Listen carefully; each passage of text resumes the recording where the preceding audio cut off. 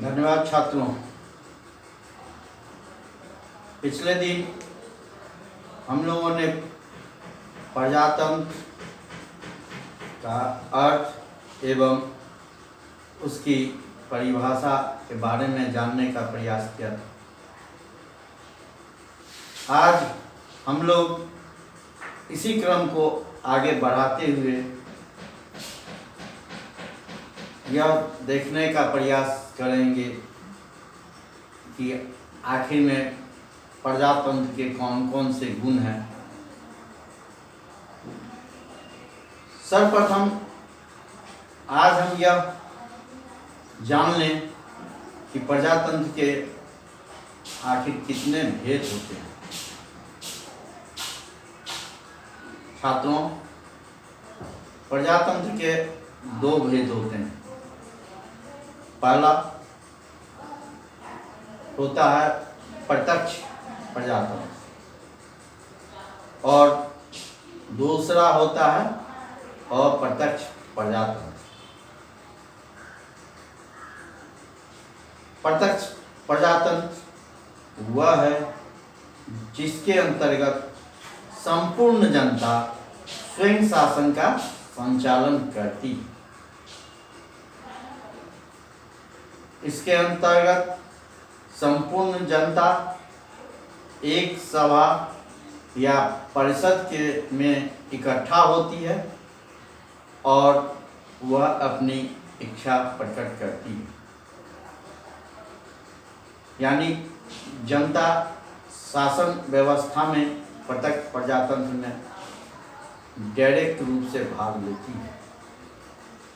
वह स्वयं उपस्थित होकर या एक परिषद का गठन कर उसमें उपस्थित होकर परिषद के माध्यम से वह अपनी इच्छा को प्रकट करती है।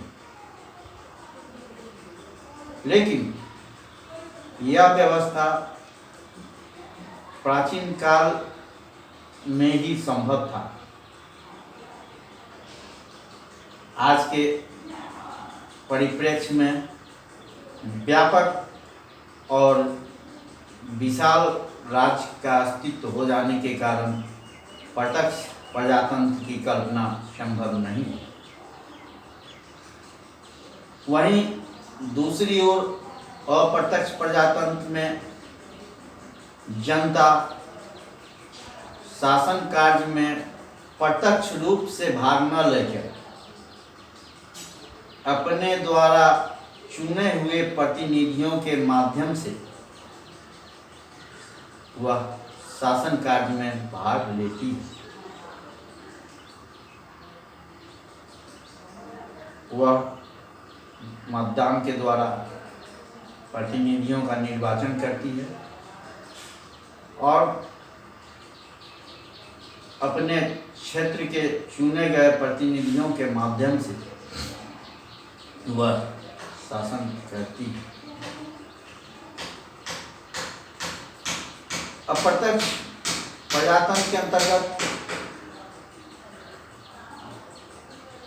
चूंकि कानून का निर्माण जनता के द्वारा होता है, या यूँ कहिए कि कानून का निर्माण जनता के चुने हुए प्रतिनिधियों के द्वारा होता है, इसलिए अप्रत्यक्ष प्रजातंत्र को श्रेष्ठ प्रजातंत्र माना जाता है। प्रजातंत्र के आर्थिक, सामाजिक और राजनीतिक क्षेत्रों में आधार दिया जाता है, इसलिए इसकी हम उपेक्षा नहीं कर सकते। कहने का तात्पर्य यह कि आर्थिक, सामाजिक और राजनीतिक तीनों ही क्षेत्रों में अप्रत्यक्ष प्रजातंत्र का जो स्वरूप है वह अपनी पैठ बना चुका है और निरंतर बनाता जा रहा है और यह सटीक ढंग से अप्रत्यक्ष प्रजातंत्र कामकाज अप्रत्यक्ष प्रजातंत्र के द्वारा कामकाज हो रहा है, इसलिए हम इस प्रजातंत्र की उपेक्षा नहीं कर सकते हैं। आइए अब हम यह देखते हैं कि प्रजातंत्र के कौन कौन से गुण हैं। आज हम प्रजातंत्र के गुण के बारे में चर्चा करेंगे। सर्वप्रथम प्रजातंत्र का सबसे बड़ा गुण यह होता है कि प्रजातंत्र जनमत पर आधारित होता है। इसका संचालन जनमत की सहमति के द्वारा होता है। जनता की सहमति या जनता के प्रतिनिधि के द्वारा जो भी कुछ प्रस्ताव दिए जाते हैं वो आपसी सहमति से विचार कर इसका संचालन किया जाता है। इसकी मूल इच्छा जनता की सामान्य इच्छा होती है। चूंकि शासन व्यवस्था का कार्य जनता के द्वारा चुने हुए प्रतिनिधि के द्वारा होता है और कानून का निर्माण जनता के प्रतिनिधि ही करते हैं, इसलिए प्रजातंत्र में शासक और शासित के बीच मधुर संबंध बना रहता है। प्रजातंत्र का दूसरा गुण है समानता, स्वतंत्रता तथा भ्रातृत्व पर आधारित होता है। यह स्वतंत्रता, समानता तथा भ्रातृत्व की भावना को व्यवहारिक रूप देता है। इसके अंतर्गत जाति, वंश, लिंग, धर्म इत्यादि का किसी भी प्रकार का इसमें भेदभाव नहीं रहता। कानून की नज़र में प्रत्येक नागरिक को समान अधिकार प्राप्त होता है, इसलिए इसमें लिंग भेद, वंश आदि में किसी भी प्रकार का भेदभाव नहीं रहता। चारित्रिक विकास प्रजातंत्र का तीसरा गुण है। देश के नागरिकों को सार्वजनिक कार्यों में भाग लेने के कारण नागरिकों के बौद्धिक एवं मानसिक गुणों में वृद्धि होता है। क्योंकि यह निरंतर शासन के कार्यों में, सार्वजनिक कार्य में भाग लेती रहती है और एक दूसरे के विचारों का आदान प्रदान होता है, जिस कारण इस प्रजातंत्र में मनुष्यों के बौद्धिक एवं मानसिक क्षमता का विकास होता है। एक दूसरे के विचार को जानने का, उनके विचारों को परखने का मौका मिलता है। इसलिए चारित्रिक विकास प्रजातंत्र के आवश्यक गुण है। चौथा प्रजातंत्र का गुण है व्यक्तित्व का विकास। प्रजातांत्रिक व्यवस्था के अंतर्गत व्यक्तित्व का विकास एवं आत्मज्ञान प्राप्त करने का सबसे अधिक अवसर प्राप्त होता है। हम जो कुछ भी कार्य सार्वजनिक भलाई के लिए करते हैं या करना चाहते हैं, उसमें हम अपनी अंतर आत्मा की पुकार से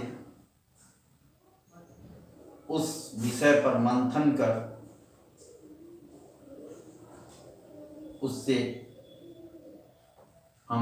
उस विषय पर मंथन कर उसे हम शासन व्यवस्था में या सार्वजनिक कार्य में लाना चाहते हैं। इसलिए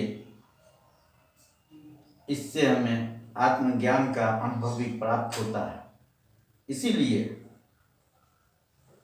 व्यक्तित्व का विकास प्रजातंत्र में होता है। इसका 5वां गुण है राष्ट्रीयता एवं देश प्रेम की भावना को प्रोत्साहन देना।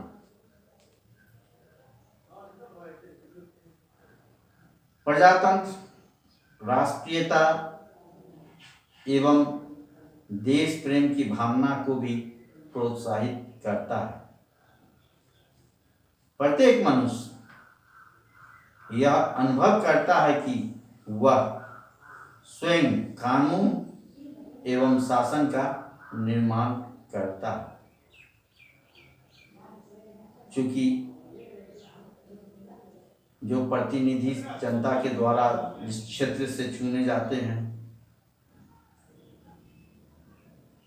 तो जनता को यह अनुभव होता है कि मैं खुद स्वयं शासन कर रहा हूं। ऐसी स्थिति में उसे यह भी अनुभव होता है कि जो भी कानून का निर्माण किया जा रहा है या संसद से संबंधित बातों का निर्माण किया जा रहा है, उसे मेरे ही द्वारा किया जा रहा है, ऐसा मनुष्य को अनुभव होता है। इसलिए देश के प्रति निष्ठा एवं भक्ति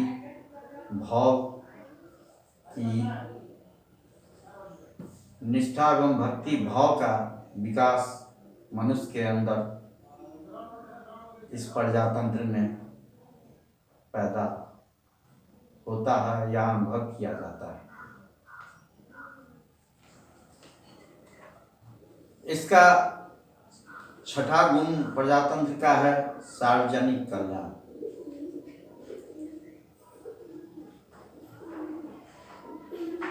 क्योंकि बिना किसी भेदभाव के, बिना किसी लिंग, धर्म, ऊंच नीच आदि का भेदभाव किए बिना यह सभी नागरिकों के हितों के साधन में लगा रहता है।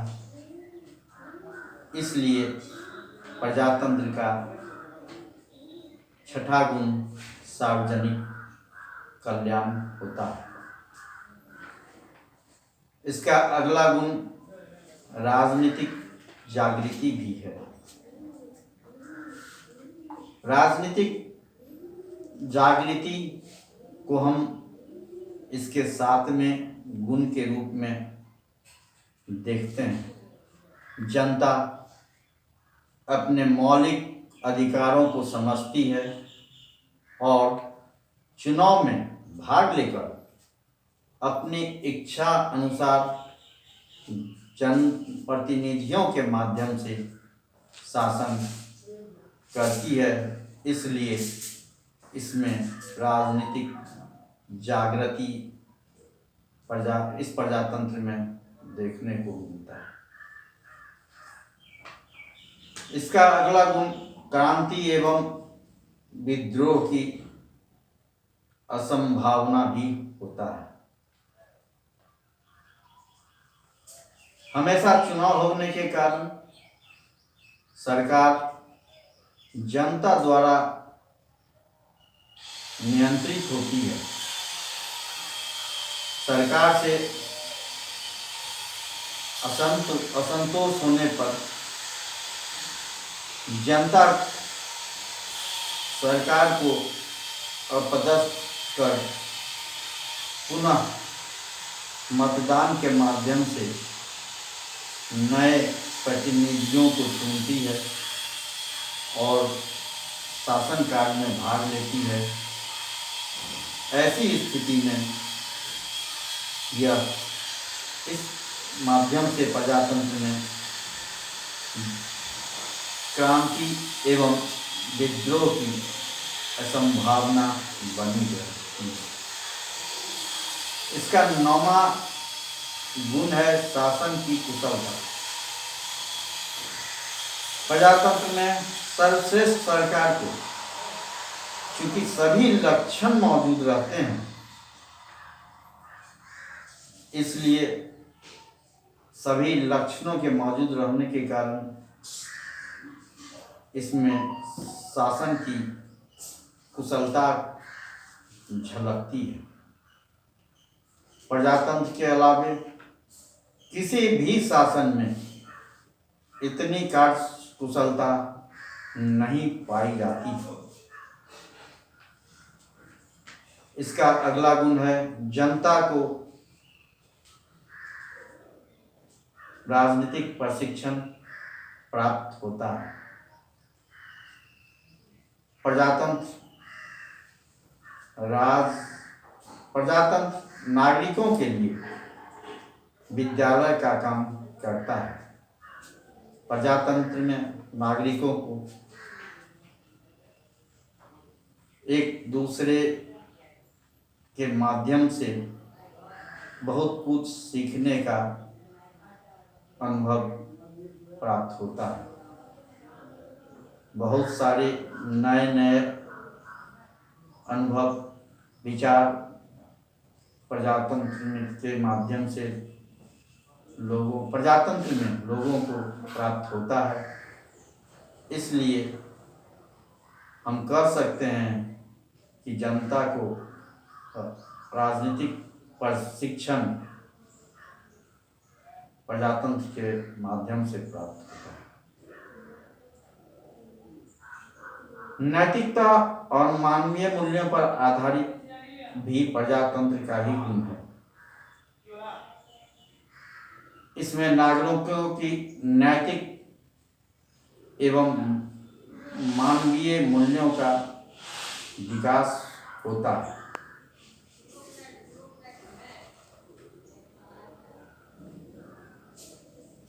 व्हाट टू डू और नॉट टू डू, क्या सही है क्या गलत है, यह सब विचार करने का भावना मनोवृत्ति मनुष्यों में पैदा होती है और इस कारण वह नैतिक मूल्य को मनुष्यों के द्वारा प्रजातंत्र में स्थापित किया जाता है। प्रजातंत्र में इस प्रकार नैतिक मूल्य को हम पाते हैं। इसका 12वां गुण सामाजिक एवं आर्थिक सुधार भी है। प्रजातांत्रिक शासन व्यवस्था के अंतर्गत हम पाते हैं कि यह सामाजिक एवं आर्थिक सुधारों के कारण अनुकूल एवं उचित वातावरण पैदा करने में सफल हुआ है। जहाँ प्रजातांत्रिक व्यवस्था कायम है, उस व्यवस्था के अंतर्गत निरंतर सामाजिक सुधार के कारण उचित वातावरण, उचित माहौल पैदा होता है। इसकी अगला विशेषता या इसका अगला गुण है कर्तव्य पालन भावना का विकास। प्रजातंत्र शासन व्यवस्था में मताधिकार में चूंकि भाग लेने का अधिकार प्राप्त होता है, जिससे मनुष्यों को अपने कर्तव्य भावना का बोध होता है। वह समझता है कि हमारी भी बहुत ही महत्वपूर्ण भूमिका होती है सरकार बनाने में, और यह हमारा परम अधिकार है। यह हमें एक अधिकार के रूप में प्रजातंत्र में प्राप्त होता है, और यह अधिकार भी नहीं है। इस अधिकार के प्राप्त होने पर मनुष्य अपने कर्तव्य का पालन भी मतदान के द्वारा करता है। इसलिए कर्तव्य पालन भावना का विकास प्रजातंत्र का एक आवश्यक गुण होता है। प्रजातांत्रिक व्यवस्था का अगला गुण लोकप्रिय तथा अस्थायी शासन की व्यवस्था होता है। चूँकि इसमें जनता के लिए और जनता के द्वारा शासन कार्य किया जाता है, इसलिए इस व्यवस्था में जनता और उसके विकास के अत्यधिक ख्याल रखा जाता है। इसकी प्रजातंत्र के आखिरी गुण संप्रभुता, स्वशासन और समानता भी। प्रजातंत्र का एक गुण यह भी है कि प्रजातंत्र इसमें सबों के साथ समानता पर जोर देता है, और यह समाज में व्याप्त विराजमान कुरीतियों को खत्म करने का प्रयास करता है। इसका उद्देश्य एकीकरण तथा राज्य में एक लोकप्रिय शासन का व्यवस्था करना होता है। इसलिए प्रजातंत्र में संप्रभुता, स्वशासन और समानता का गुण पाया जाता है। तो छात्रों, ये थे प्रजातांत्रिक व्यवस्था में प्रजातंत्र के क्या गुण होने चाहिए। अब अगली कक्षा में हम इसके दोषों के बारे में जानने चाहेंगे। धन्यवाद।